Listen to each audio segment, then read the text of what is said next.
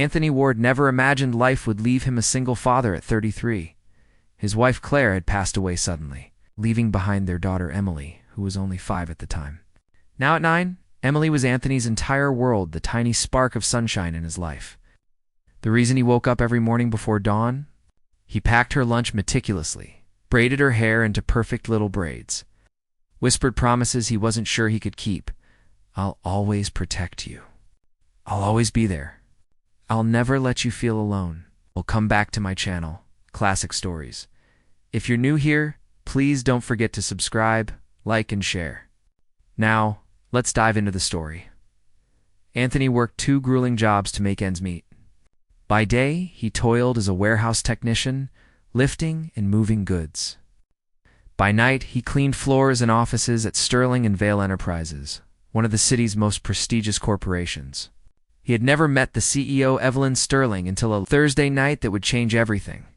He was finishing his shift on the 58th floor when he heard a quiet, restrained sob.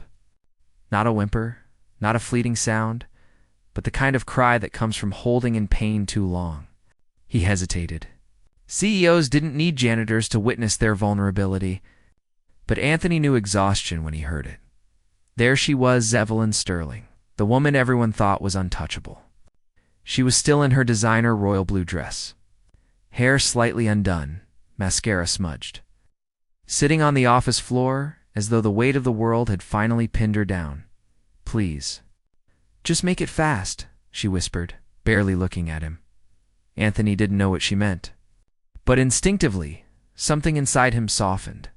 He took off his jacket not because she asked, but because someone had once done the same for him when he had nothing left to give.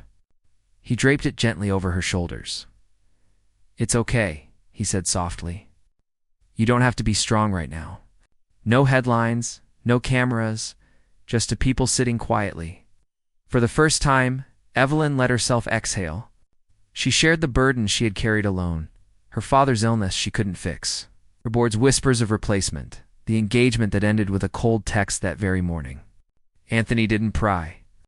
He didn't try to offer solutions. He simply stayed in that presence, that simple act.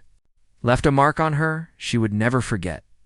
The next morning, Evelyn's assistant was stunned when she asked, "Do you know the name of the night shift janitor?"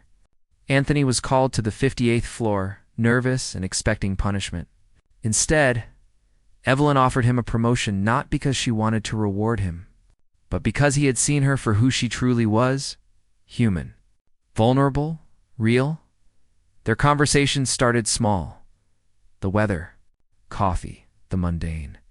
But gradually, the barriers broke. Anthony spoke about Emily, her fear of thunderstorms, her cardboard castle that had once filled their living room. Evelyn shared memories of her father, how he had taught her everything yet now couldn't remember her name.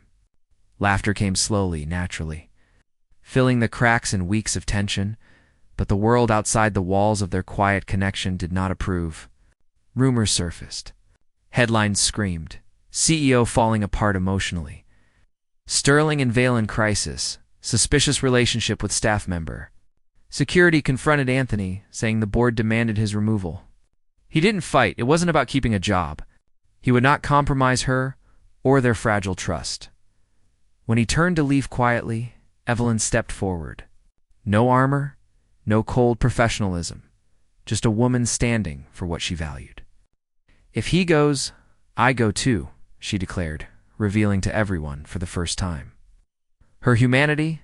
Later that night, outside the skyscraper, they sat together on a cold bench. City lights shimmered around them. "You risked everything," Anthony whispered, barely able to look at her. "No," she replied softly.